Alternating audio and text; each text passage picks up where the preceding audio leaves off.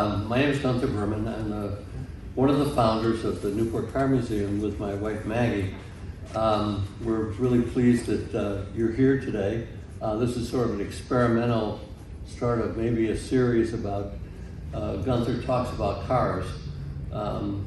It's much more about the cars than me, so I'll try to fill you in a little bit about not the technical details of the car, because you'll all fall asleep, but a little bit about why they're here and how they got here, basically. A little about the museum first. We started in 2016, actually. We had about 20% of the cars that are now in the museum, and my wife and I came to Newport in 2010, and we had, as I say, about 20% of the cars, and we actually were racing sailboats, and we were racing 2 sailboats at the time. It took up a lot of time, and I woke up one morning and rolled over and said, Maggie, we're not driving the cars, so let's sell them, or how about we do a museum? She goes, that's a good idea. So this craziness here now is all her fault every time I think about it. We then looked for a facility to have the museum, and found this. This is a former Raytheon building. It reportedly was a place where they built Patriot missiles, and there were, when we purchased it, there were 300 offices and pretty high security in certain places where we have the now the storage. The walls of the offices went all the way to the ceiling, because I suspect they thought that there might be Russian spies in the ceiling, so there was no way they could get in and see some of this really high security secret stuff that was going on there. So in the fall of 2016, we started demolishing the building and setting up what I think is a pretty special way to display cars. I think all of you have been to places where the cars are with velvet ropes and big signs in front, and you can't see the cars. And we said that we wanted it to be much more of an art museum than a car museum that displayed the cars in a way that people could get up close and personal. And how do you do that without ropes and things like that? And we had a lot of help from the Peterson Museum in LA, and the Revs Museum down in Naples, Florida. They helped us with the lighting and a lot of ideas that came from them. And also, I love art, and so we wanted a lot of art on the walls, and love mid-century modern furniture. And this was a great opportunity to spread some of that stuff around a place where people could enjoy the artwork and obviously the cars a lot. We have hoods up there where the guys that love mechanical stuff come and look at the engines. I think that's great.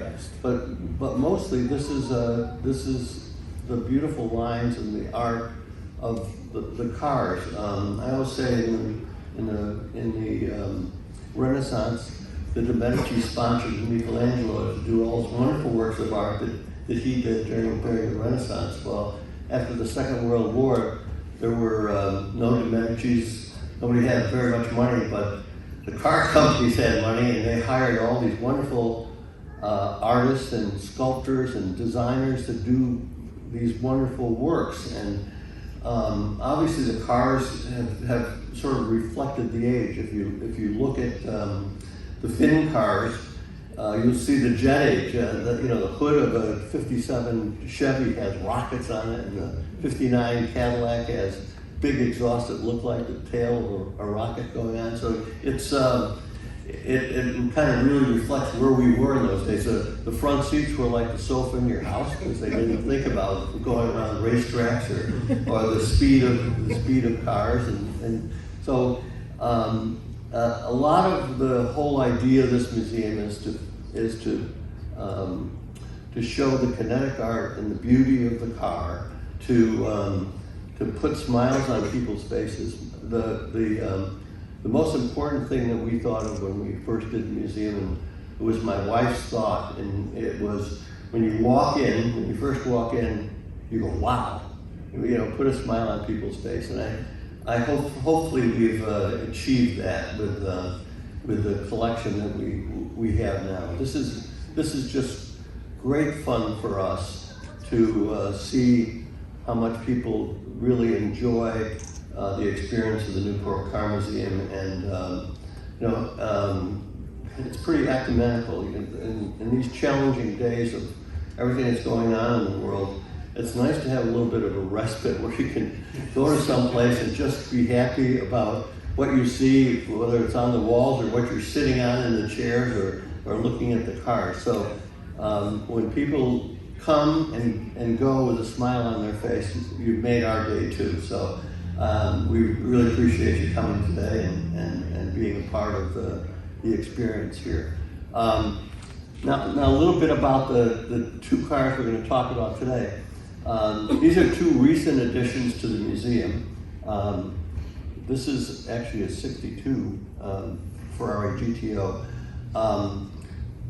Those of you who stopped to talk to me and asked me why don't we ever have a Ferrari in the Newport Car Museum, I think my response has always been, I really like to collect the best of the best, and if you start collecting Ferraris, I would wind up in a gutter somewhere, bankrupt and divorced and probably drunk.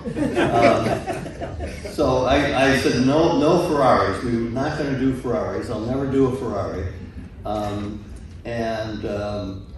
Because, as many of you know, probably up until about a month ago, the most expensive car ever sold in the world was a '64 Ferrari GTO to David McNeil, who is the owner of WeatherTech, the mats that go on people's floor.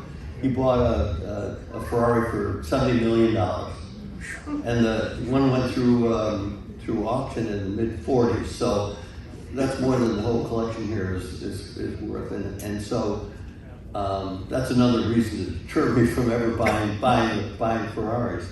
But I look all the time for additions to the museum and stuff, and all of a sudden I'm looking at all the auctions I look at, and they're in Tulsa, Oklahoma, of all places. There's an auction, and they're talking about selling a GTO, and I think this is one of the most beautiful cars in the world, by the way, even though it's a Ferrari and I can't afford it. I see it at the auction, and I start to look at it, and what it is that this is the first GTO that was ever built. It came out in 1962, and this design, and it was wrecked, and there was a guy up in northern Michigan who was fixing the car. He had the bucks, he had all the design and stuff like that to fix this car, and a couple guys came to him with a '64 Ferrari Lusso, which was a great car in itself. The Lusso chassis is below this car, so it's a real Ferrari chassis. If the Lusso body was still on, it'd be worth a couple $1 million. But these guys said, let's take the Lusso body off, and you've got all the bucks and everything to build a GTO. So would you do that in aluminum, just like the original GTOs? Because they're probably like me, couldn't afford a real GTO.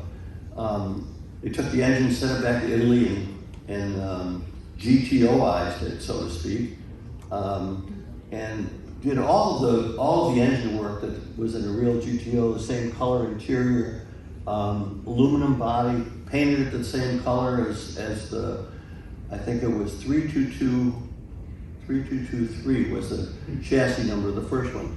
I mean, just to give you some history of what happens with GTO. So I looked up this car, and there are only 36 of these. So I looked up the chassis number and what's happened. So the car originally sold and you had to be approved by Enzo Ferrari to buy one of these things. And it was somewhere between $18,000 and $18,500. About 7 years later, the car was sold after it was probably raced a while for $2,500, which is the lowest price a GTO has ever sold for. This is the real one of these. And in 1975, it sold for $35,000, which, you know, and it was probably needed a bunch of work. Well, in 2004, it sold again for $10 million. So, you know, this is Apple stock kind of growth in this kind of a car. So it's a very special car. It won Le Mans in the first year out in 62, 63, 64 in the GT division. 300 horsepower, 170 miles an hour, which in, you know, the early 60s was crazy fast, and street legal. So it's a pretty amazing automobile. All those statistics aside, it's beautiful, I think. It's just, you know, if you're gonna do a Ferrari, it should be red, I think, and it should be a GTO. So even though it's a rebodied car, it has a Ferrari serial number and everything. And if you go to the museum, there are 2 or 3 cars that are also not the real deal, but are beautiful because of the way they've looked, that are just impossible because of the number of the built. There's the Corvette Grand Sport. There's only 6 of those. We have a replica of that rather than a real one. I've seen the real ones, and we just want you to enjoy the lines of the car. We do have a real 427 Cobra, and then we have the Kirkham Cobra in there. That's a replica of the car. But the Ford Daytona, the race car, about the same vintage, and actually after Ferrari, after '64, the Ford GTs were the next car that won at Le Mans, the one that's, you know, the replica that is, or I call them replicas or rebodied or whatever, that's in the Ford area. So in any event, it's a really fabulous addition, I think, to the museum, just to look at the beauty of the car and how well it's done. The second one is also kind of an interesting car. Came around the same time as this car.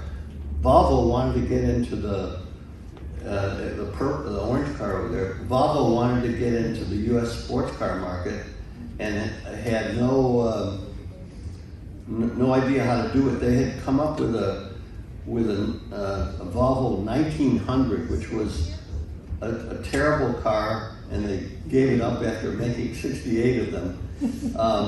But they sort of persisted, and a guy named Hemmer Pedersen was put on a project to do a sports car for the United States.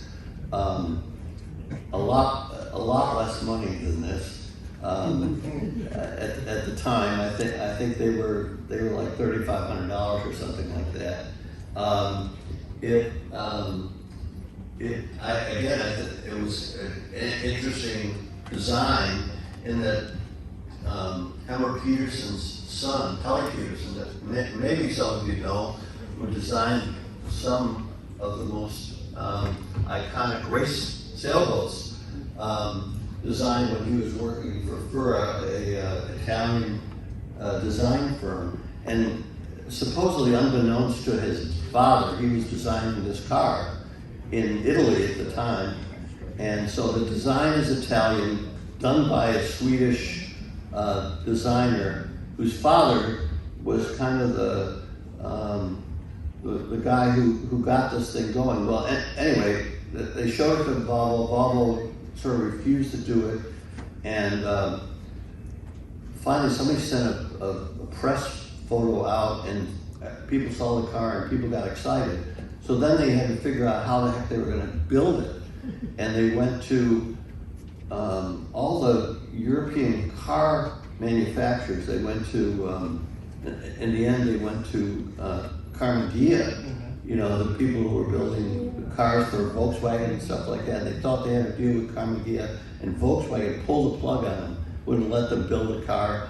They went to everyone else in Europe, and no one would build it. Finally, they got Jensen in Britain to agree to build a car, and Volvo put it in order for 10,000 of the cars. They were the bodies were built in Scotland, and it came out in 1961, 62, and some of you here are old enough to remember the Saint TV show. He had a white one and drove it in that show for about 7 years. It was actually the show, because it was a British show, tried to get Jaguar to let him use a E-Type as the iconic car in the show that he was driving all over the place, and Jaguar refused, and so he drove the Volvo P1800. That's a P1800S because after the first couple of years, the Volvo decided to build them themselves because of some quality issues, and I can test Swedish cars go for a long ways. That's the car that did 3.2 million miles. Somebody had one with 3.2 million miles. Obviously the P1800 is for the size of the engine. It has a B18 engine. B means benzene, means a gas engine. And so they're bulletproof cars, but Italian design, Swedish built. I said I would never have one of those either, but I'm married to a Swede, and she was on my ass forever to get one in here. And we found this one in Arizona that looks like it's been pretty well preserved, and it's a real fun car to have in the museum. So it's also a very, very special car. So we're not used to doing.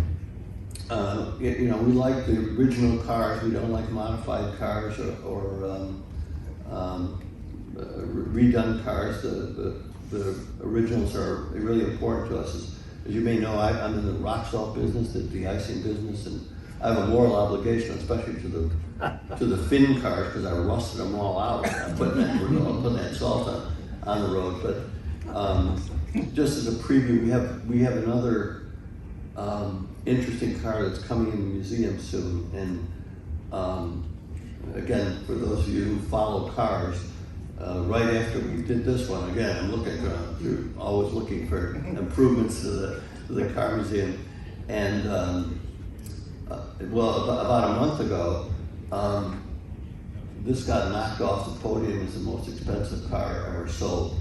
The Mercedes Museum sold its 300 SLR coupe that it had in the museum to a British investor for 140 million. Wow. Try to go to your insurance company, ask them, hey, you mind if you insure this thing as I drive it around at 140 million? In any event, about 2 weeks before that, I'm looking through a bunch of magazines, and I see that there's a 300 SLR that someone built, a Formula One driver from Argentina. He got the permission from Mercedes to build it. It's all aluminum. It's got all the same things as the ones that Mercedes built. That's the car that killed 83 people, and Mercedes stopped racing and all that thing. Strolley Moss won a bunch of races with it and stuff. But anyway, that's here too. That's going to be in the museum soon. So please come back, and hopefully this has been interesting. But I do appreciate you guys all being here and hearing about these two remarkable cars and their history. So thank you very much. Thank you.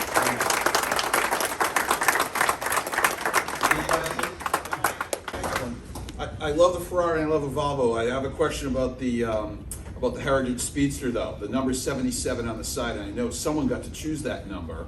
So who chose it and what's the significance of 77?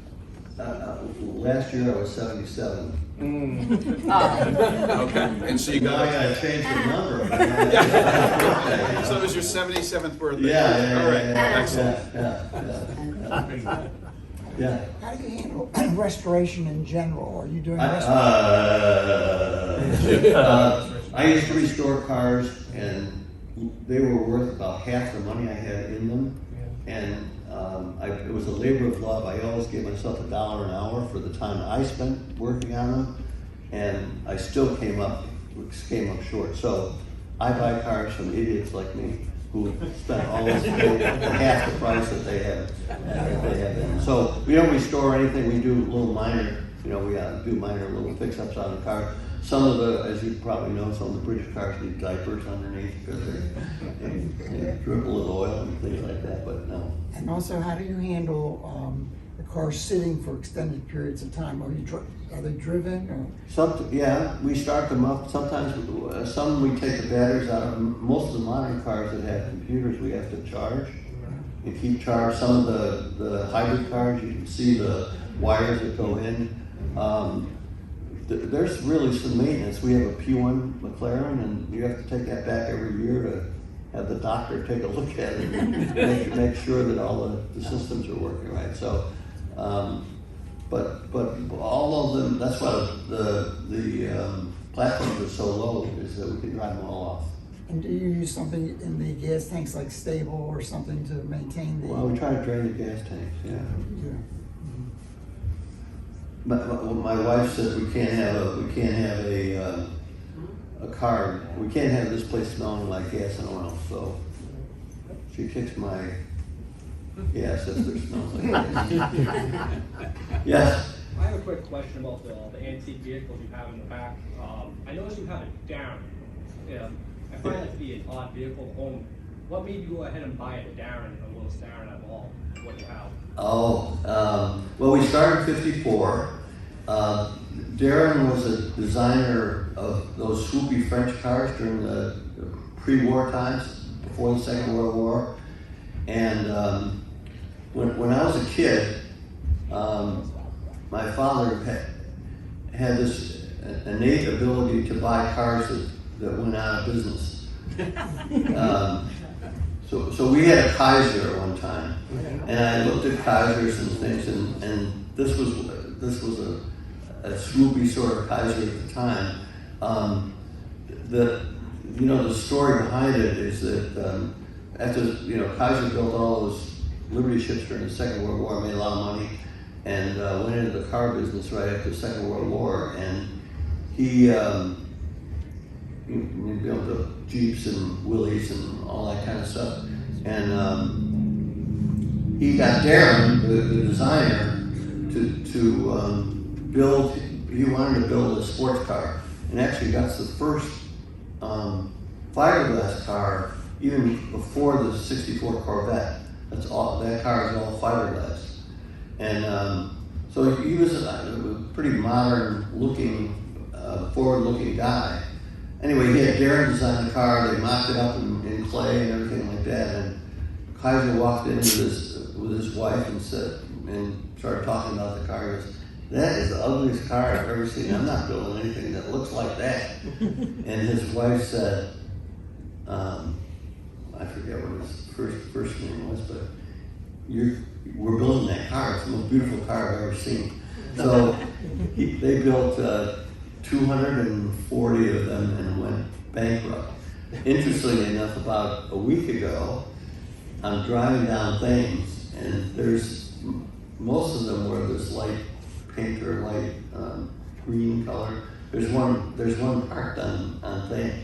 It's unique in that it's the only car that I've ever seen. There's lots of scissor doors and gullwing doors and stuff. I've never seen one where the doors go into the front fender like that one. So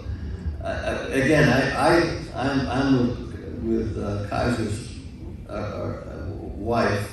I think it's beautiful. That's why. I'm my own curator, so I only buy stuff I like. It's a beautiful car.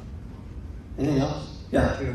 Now that you have the Ferrari, do you see yourself getting other Ferraris, or has that check mark been checked? The wife. Happy wife, happy life. I don't know. I don't know.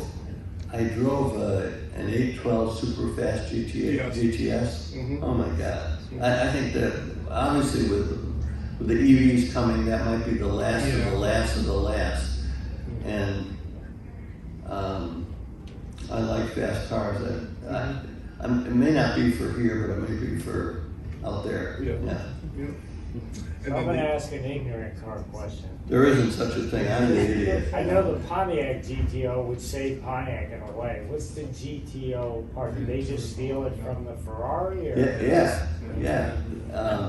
They actually, there was a magazine article at the time the Pontiac GTO came out, where they raced the two of them, and they said actually the Pontiac was faster, but they had juiced it all up and stuff. So it means Gran Turismo Outlaw something or other. Oh my God. Yeah. That means racing for GT cars. Yeah. Yeah. And then the second part of my question, this might be hard to answer, but of all the makes that are out there, is there one that tugs at your heartstring? Well, I have an eclectic taste.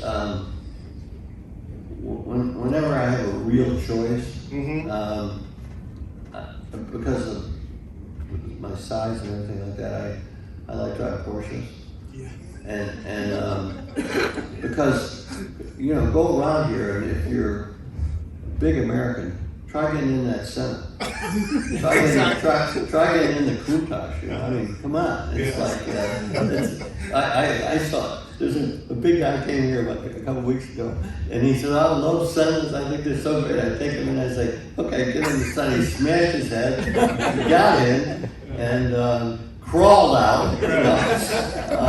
It's once you're in, it's cool, but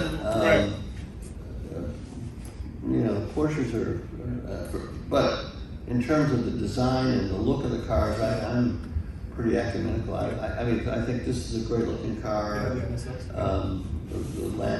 Lambos are great. They're all works of art. Well, all of them put smiles on my face. Yep. Okay. Awesome. Well, thank you very much.